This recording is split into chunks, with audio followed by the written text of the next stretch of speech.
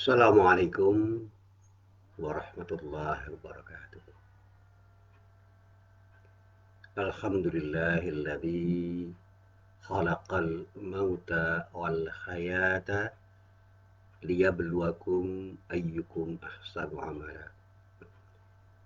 Asyhadu an la ilaha illallah wahdahu la syarika lah wa asyhadu anna Muhammadan abduhu wa rasuluh. Allahumma salli wa sallim ala nabiyyina Muhammad wa ala alihi wa sahbihi wa man wala. Amma ba'd. Para jamaah yang dirahmati Allah, alhamdulillah pagi ini kita bisa ketemu lagi dan mudah-mudahan pertemuan ini benar-benar menjadi pertemuan yang bermanfaat bagi kita semua.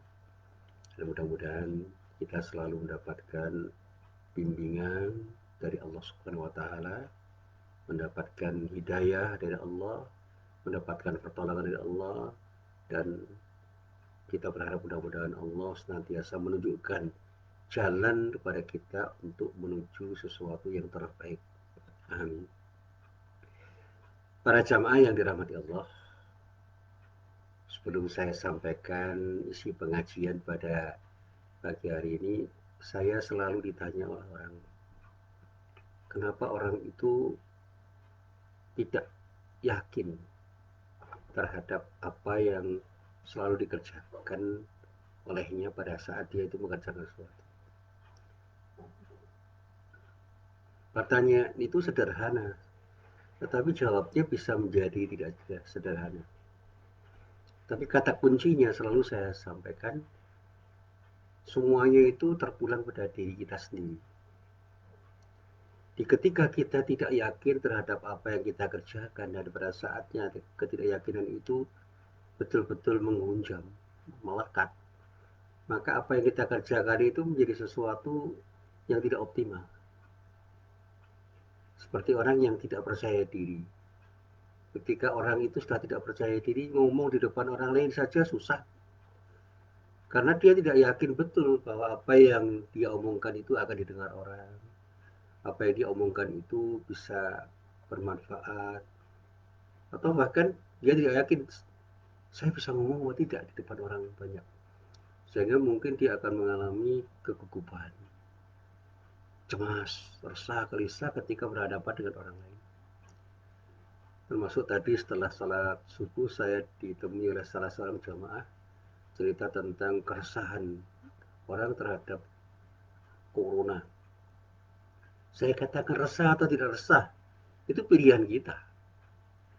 Corona itu mau kita sikapi dengan resah atau tidak, itu tetap akan ada karena itu bagian dari makhluk Allah yang kata orang itu memang ada di sekitar kita. Meskipun saya juga belum pernah melihat.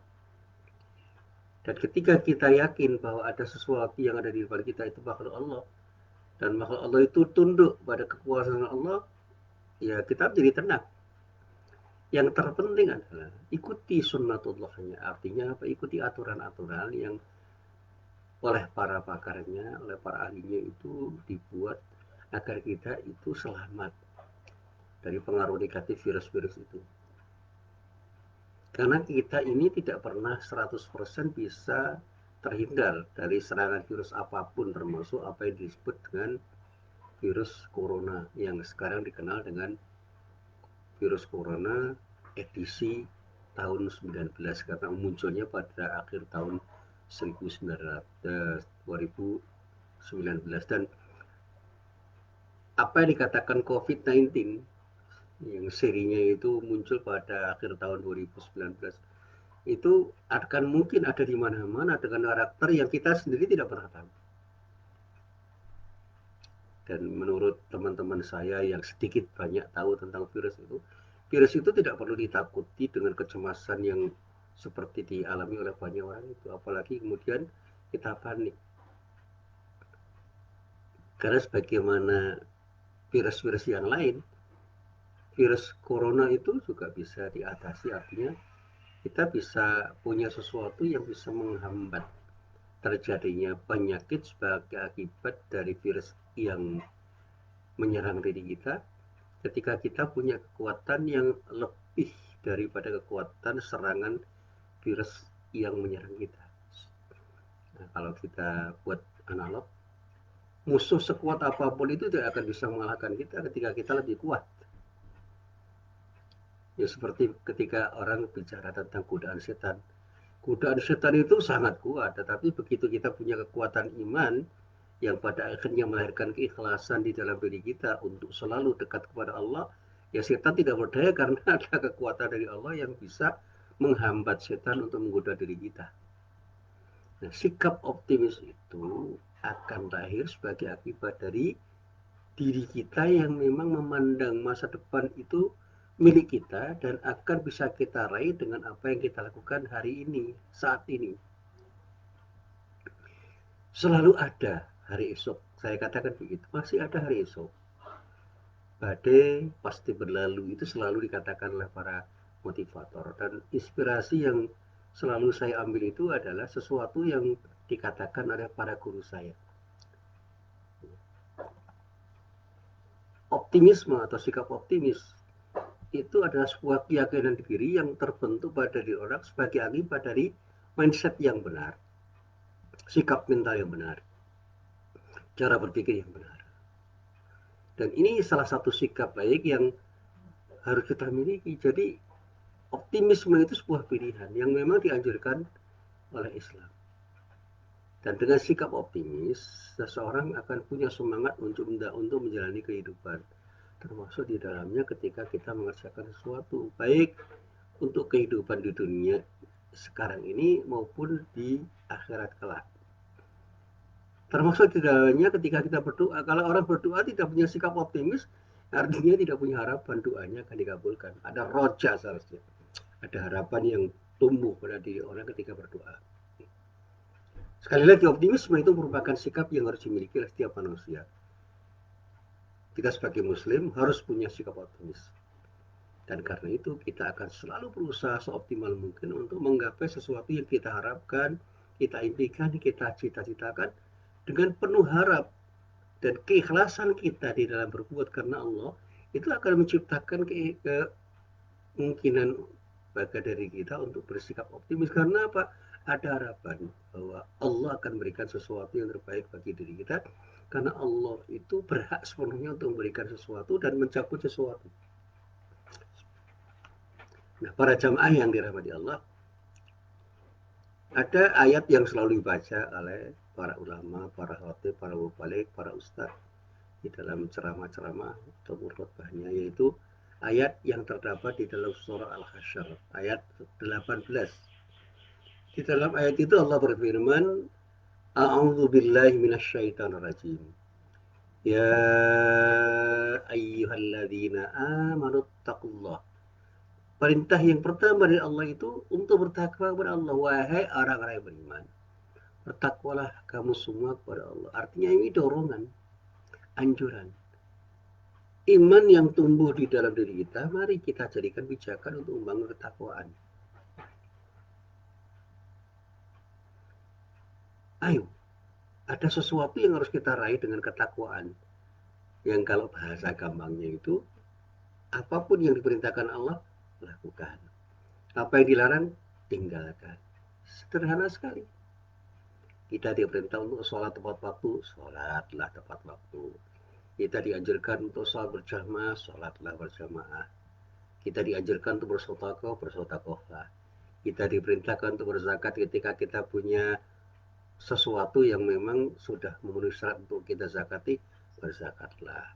Ketika kita tidak panggil untuk naik hajilah dengan kemampuan kita masing-masing. Demikian pula dalam kehidupan sehari-hari kita diminta untuk berkata yang baik, berkatalah yang baik. Kalau nggak bisa ngomong yang baik, lebih baik diamlah. Kalau nggak bisa ngomong yang baik, jangan berkata kotor, tinggalkan. Jangan sekali-kali kita berkata kotor, berkata-kata yang tidak baik. Dan masih banyak lagi anjuran-anjuran yang seringkali kita abaikan. Padahal semuanya itu harus kita lakukan dalam rangka membangun ketakwaan pada Allah. Larangan Allah tinggalkan aja. Apa yang dilarang tinggalkan. Apa yang diperintahkan oleh Allah kerjakan. Jadi yang pertama perintahnya itu ayo. membangun ketakwaan kepada Allah itu harus menjadi tekad yang kuat dari seorang yang beriman. Nah, kalau kita itu punya iman, ayo gunakan iman kita sebagai pijakan untuk membangun ketakwaan kita kepada Allah. Lalu ada anjuran wal tanzur nafsum ma qaddamat lighad. Hendaklah setiap orang yang beriman itu selalu memikirkan apa yang harus dipersiapkan untuk hari esok. Nah, hari esok itu kapan ya debatable. Di dalam kitab tafsir memang lebih banyak para mufassir menyatakan hari esok itu maksudnya akhirat. Di sana, di akhirat kelak. Tapi ada juga yang mengatakan hari esok itu bukan harus selalu ditafsirkan akhirat kelak, tetapi besok pagi pun hari esok, nanti pun hari esok. Jadi semenit yang akan datang itu adalah sesuatu yang harus kita persiapkan saat ini. Jadi kalau kita itu tidak melangkah dengan benar, sedetik kemudian kita bisa celaka karena langkah kita yang salah. Jadi ketika kita itu tidak belajar untuk melangkah dengan benar, bukan tidak mungkin masa depan kita itu akan terpuruk, akan tidak cerah karena kita salah langkah. Sehingga hari esok itu akan kita ukapi dengan baik dan benar, kita akan mengetam atau memanen sesuatu dengan baik. Ketika kita menanam sekarang ini dengan baik, yang kita tanam adalah kebaikan, kita tanam dengan cara yang terbaik, insya Allah kita akan dapat kebaikan dengan sesuatu yang kita tanam. Nah, tanaman kita apa? Ya, yang menentukan sekarang ini. Ayo, lihatlah masa lalu yang pernah terjadi pada diri kita untuk masa depan kita.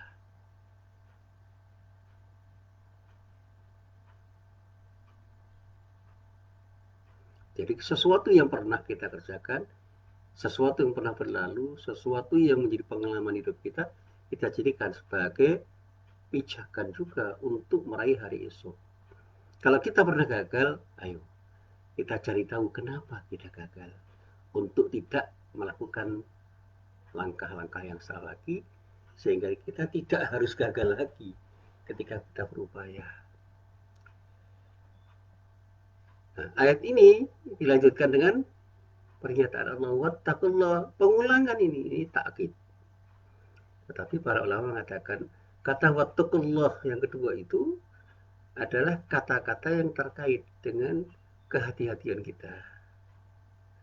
Hati-hati di dalam melangkah. Setelah kita itu menetapkan langkah dengan tekad yang kuat, hati-hati di dalam melangkah. Sehingga ilustrasi yang pernah digambarkan oleh Umar bin Khattab, seorang yang bertakwa itu seperti orang yang berjalan di hutan yang gelap, yang penuh dengan onak dan duri, yang pada saatnya harus punya kehati-hatian agar tidak terkena duri yang bisa terinjak karena ketidaktahuan kita. Nah, di dalam hidup ini kan banyak duri-duri yang menghadang kita. Banyak kerikil-kerikil tajam yang menghadang kita. Banyak batu-batu besar yang bisa menghalangi kita. Ya, kadang-kadang tampak, kadang-kadang juga tidak tampak. Kalau kita tidak berhati-hati, kita bisa tersandung bukan batu besar, tapi kerikil-kerikil kecil yang tajam. Bahkan tidak hanya tersandung, menginjak. Karena kerikil itu terinjak tanpa sengaja. Apalagi ketika kita bicara duri, banyak duri yang tidak terlihat oleh mata kepala kita yang pada saatnya bisa mengenai diri kita. Kan kalau dalam rangkaian kata yang sifatnya metafor, banyak perumpamaan-perumpamaan yang dibuat orang. Banyak duri di antara kita itu artinya apa? Ada sesuatu yang bisa membuat kita gagal, ada sesuatu yang bisa menghambat itu sama sekali tidak terlihat oleh mata kepala kita, bahkan seringkali di luar prediksi atau perhitungan kita. Tahu-tahu kita gagal karena sesuatu yang tidak kita perhitungkan. Makanya di dalam hidup itu kita harus bisa berhitung untuk tidak melakukan sesuatu yang berpeluang kita gagal untuk meraih sesuatu. Nah, innallaha khabirum bima ta'malun. Sesungguhnya Allah Maha mengetahui apa yang kamu kerjakan, itu peringatan. Jangan main-main. Apa yang kita kerjakan itu Allah tahu. Artinya apa? Allah mengerti betul apa yang kita kerjakan. Jadi ketika kita bekerja keras dengan keikhlasan yang kita bangun, insya Allah Allah tidak menyia-nyiakan upaya kita yang kita lakukan dengan kerja keras kita dan keikhlasan kita di dalam berbuat. Makanya kalau berkali-kali saya katakan, ayo kita kerja keras.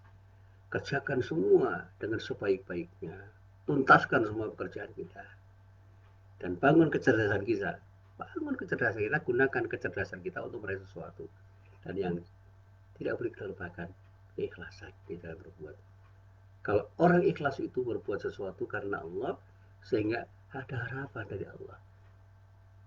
Kemarin saya katakan, yang paling mengecewakan itu adalah harapan-harapan yang kita gantungkan kepada manusia, yang seringkali mengecewakan kita, padahal perhitungan di atas kertas tidak mungkin orang itu melakukan sesuatu yang mengecewakan kita. Tapi tidak semua yang kita harapkan itu akan terjadi, dan bahkan sebaliknya, sesuatu yang tidak kita harapkan bisa terjadi tanpa bisa kita perhitungkan. Makanya jangan pernah kita menggantungkan harapan pada manusia. Gantungkan semua harapan itu kepada Allah Subhanahu wa ta'ala. Wasta'inu bisabri wassalah misalnya. Itu satu kalimat yang indah.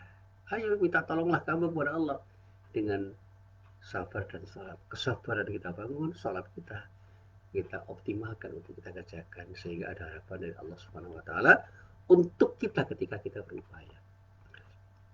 Nah, para jamaah yang dirahmati Allah. Sekali lagi, setiap manusia itu harus punya sikap optimis.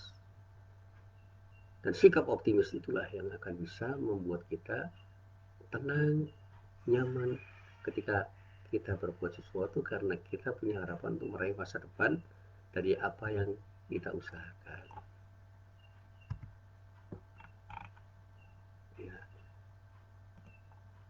Para jamaah yang dirahmati Allah. Selanjutnya, saya ingin juga mengutip sebuah ayat yang terdapat di dalam surah Al-Hujurat ayat 15. Di dalam rangkaian ayat itu Allah berfirman, A'udzu billahi minasyaitonir rajim.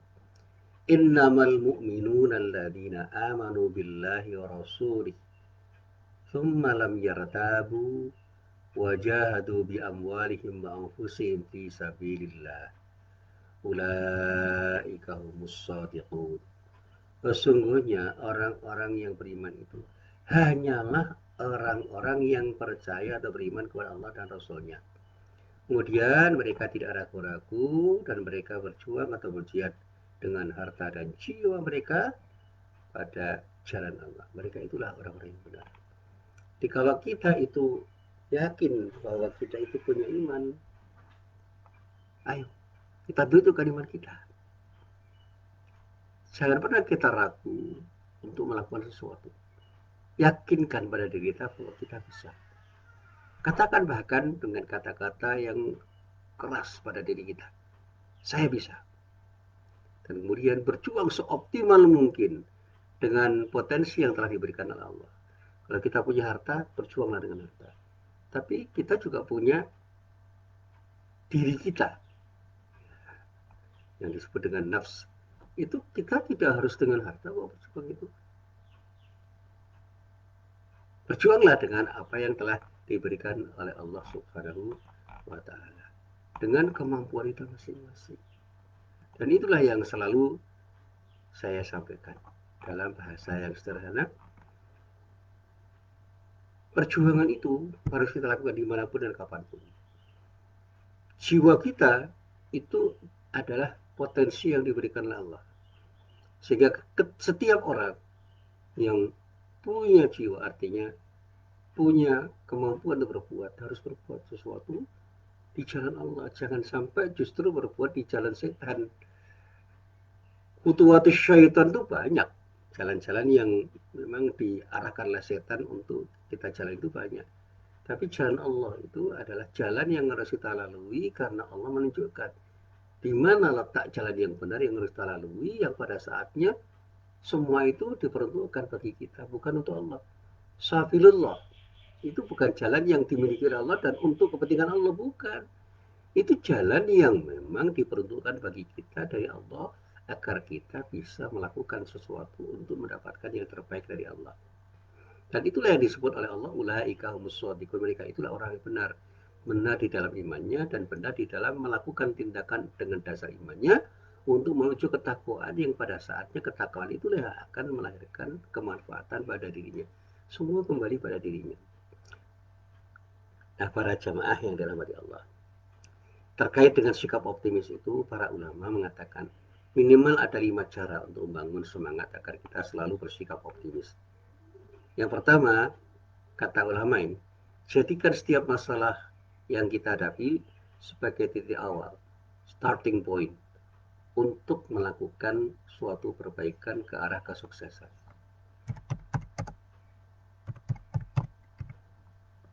Jadi jangan pernah kita risau dengan masalah kita sendiri. Kalau kita risau dengan masalah kita sendiri, kita akan termakan oleh masalah yang kita hadapi. Artinya kita menjadi korban dari setiap masalah yang kita hadapi, bukan justru melakukan tindakan untuk mencari solusi.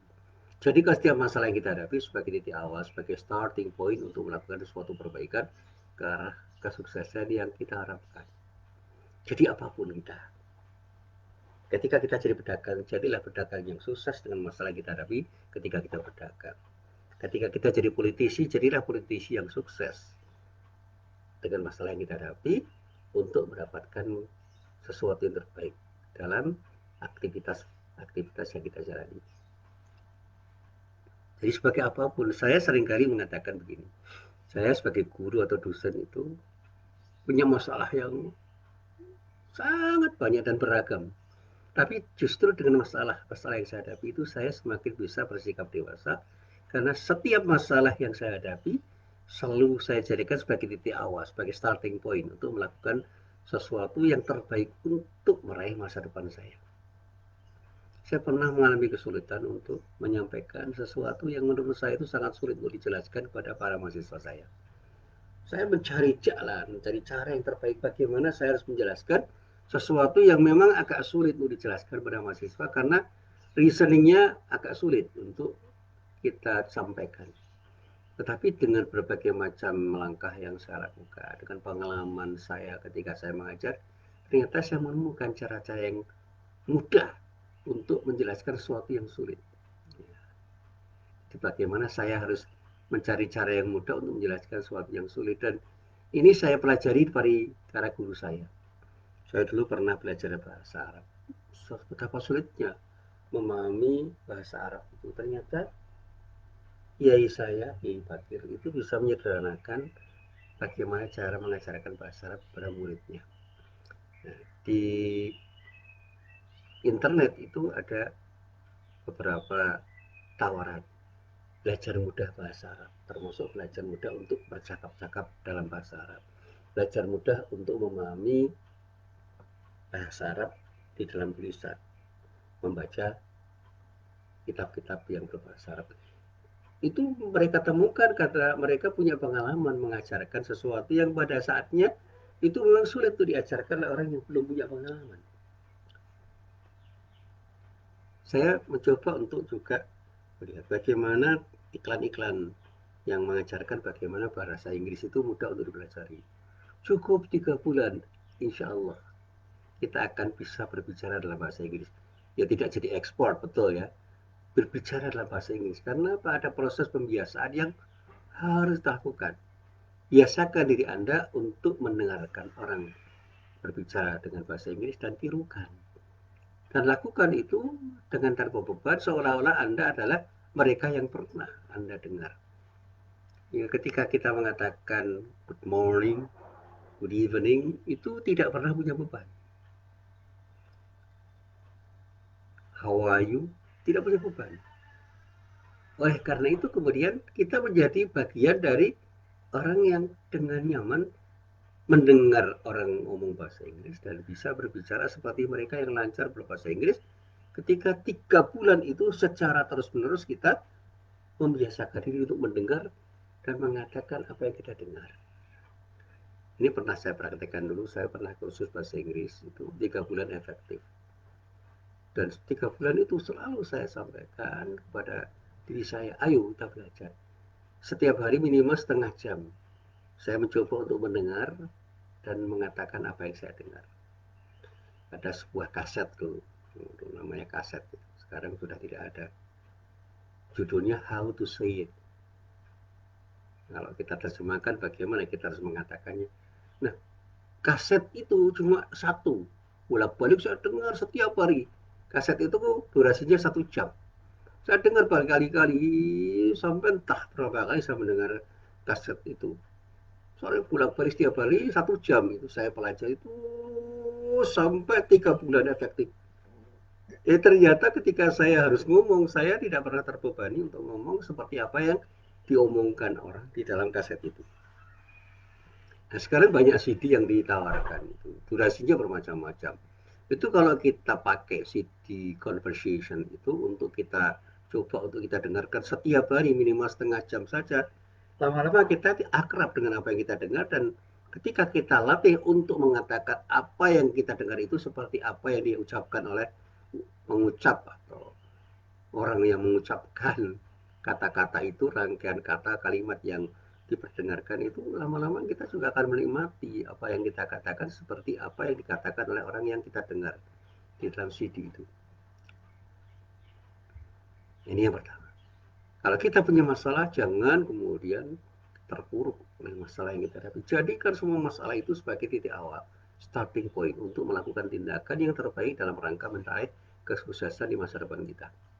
Yang pertama. Yang kedua, kita harus pandai untuk mencari input atau masukan yang memberi semangat dengan input-input yang positif. Baca buku, lihat tontonan, bertemanlah dengan siapapun yang beri semangat atau motivasi. Jangan pernah kita justru menonton sesuatu atau membaca buku, membaca artikel, membaca koran, berteman dengan siapapun yang akan membuat kita tidak bersemangat. Jangan pernah. Ya. Kemudian yang ketiga, kita harus selalu memotivasi diri kita dengan kata-kata yang positif dan kita hindari kata-kata yang negatif. Pandai-pandailah untuk memilih kata, jangan sampai mengatakan sesuatu yang bisa membuka diri kita sendiri, jangan sampai kita memperlemah diri kita, membenamkan diri kita ke dalam kesulitan yang bisa membuat diri kita tidak berdaya dalam hidup ini dengan kata-kata yang membuat kita semakin pesimis. Saya sering mengatakan, katakan bisa untuk diri kita dan jangan pernah katakan pada diri kita, kita tidak mungkin bisa. Jangan katakan seperti itu. Jangan katakan tidak mungkin. Semua mungkin kita katakan pada diri kita. Dan insya Allah kita akan bisa memulai untuk beraktivitas apapun aktivitas kita dengan penuh keyakinan karena apa? Kita yakin bahwa kita akan bisa. Yang keempat, berhitunglah untung rugi. Apa manfaat bagi diri saya? Dan juga apa kerugian bagi diri saya kalau saya lakukan. Saya selalu yakin dengan apa yang difirmankan oleh Allah di dalam surat Al-Isra ayat 7 yang dikatakan in ahsantum li anfusikum wa in asatum falaha. Jika kamu berbuat baik berarti kamu berbuat baik untuk dirimu sendiri. Sebaliknya jika kamu berbuat sesuatu yang tidak baik maka ketidakbaikan yang kamu lakukan itu juga akan berdampak buruk pada dirimu sendiri. Jadi lakukan yang terbaik karena kebaikan apapun yang kita lakukan itu pada akhirnya akan menjadi sesuatu yang baik untuk diri kita. Jangan pernah berbuat sesuatu yang tidak baik karena ketidakbaikan apapun yang kita lakukan itu dampak negatifnya akan kita terima sendiri. Jadi kalau kita malas, kita akan terpuruk. Kalau kita rajin, insya Allah kita akan menjadi orang yang menuai, memanen kerajinan-kerajinan yang kita alami ketika berbuat sesuatu. Kalau kita beramal soleh, insya Allah semuanya akan kita panen dengan baik dan benar berupa kesalehan. Dan ketika kita beramal soleh, berbuat sesuatu yang tidak baik, kita pun akan memanen ketidakbaikan atas dasar karena kita melakukan sesuatu yang tidak baik. Kalau kita malas belajar, bodoh. Kalau kita rajin belajar, insya Allah kita pintar. Itu ilustrasi yang saya kembangkan dalam proses belajar saya dan ketika saya mengajar. Yang terakhir, kita harus ikhlas. Jadilah orang yang ikhlas untuk melakukan yang terbaik dan berharap pada diri Allah. Kita hidup di dunia harus jelas tujuannya, jelas cita-citanya. Cita-cita terbesar dalam hidup kita adalah berjumpa dengan Allah. Liqa dengan berjumpa dengan Allah. Memperkuat dan memperkuat iman. Itu adalah sesuatu yang harus kita lakukan.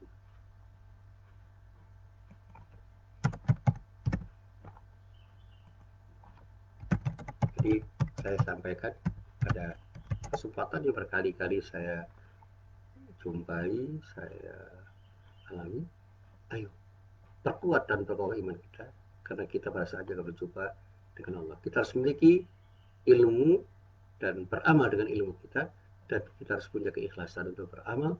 Jangan pernah kita lekatkan seluruhnya harapan kita kepada selain Allah, karena yang kita harapkan hanya satu, ridha Allah. Dan ingat kata orang bijak yang pernah berkata, ada 2 hari dalam hidup ini yang sama sekali tak perlu Anda khawatirkan. Yang pertama, hari kemarin, karena Anda tidak pernah bisa mengubah apapun yang telah terjadi. Anda tidak bisa menarik perkataan yang telah terucapkan. Yang kedua, hari esok, hingga mentari esok hari terbit. Karena Anda tidak tahu apa yang akan terjadi. Anda tidak bisa melakukan apa-apa di esok hari. Anda tidak mungkin sedih atau ceria di esok hari. Esok hari belum tiba, biarkan saja.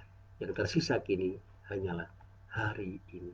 Jadi kata kuncinya yang ada pada saat ini itu adalah hari ini. Pintu masa lalu telah tertutup, pintu masa depan belum tiba. Pusatkan saja diri Anda untuk hari ini. Anda dapat mengerjakan lebih banyak hal pada hari ini. Dan bila Anda mampu memaafkan hari kemarin dan melepaskan ketakutan esok hari, insya Allah Anda akan hidup dengan baik. Jadi saya selalu menyampaikan kepada para jamaah saya, hiduplah untuk hari esok dengan apa yang terbaik saat ini. Karena masa lalu dan masa depan hanyalah permainan pikiran yang rumit. Hiduplah apa adanya. Karena yang benar-benar ada hanyalah hari ini. Kemarin sudah tidak ada. Dan besok adalah harapan dan impian. Apa yang kita kerjakan hari ini adalah apa yang bisa kita panen di hari esok. Ini yang selalu saya sampaikan. Inilah para jamaah yang berbahagia, apa yang bisa saya sampaikan dalam kesempatan yang baik ini. Mudah-mudahan apa yang saya sampaikan ini benar-benar menjadi sesuatu yang bermanfaat. Billahi taufik wal hidayah. Assalamualaikum warahmatullahi wabarakatuh.